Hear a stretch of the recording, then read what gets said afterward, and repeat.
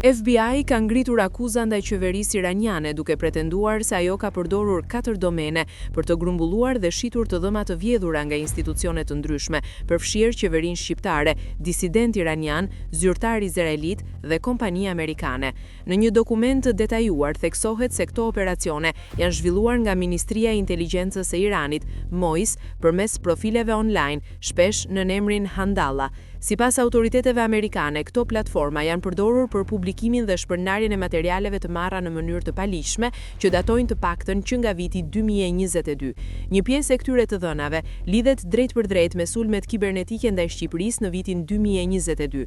Sulmi i parë ndodhi në Korrik, duke paralizuar përkohësisht shërbimet qeveritare, ndërsa i dyti në shtator goditi sistemet e menaxhimit të informacionit, përfshirë kontrollin e pasaportave. Hetimet treguan se hakerit kishin depërtuar në rrjetet shqiptare që prej vitit 2021, duke shfrytëzuar dobësi në servera dhe duke mbajtur akses të vazhdueshëm.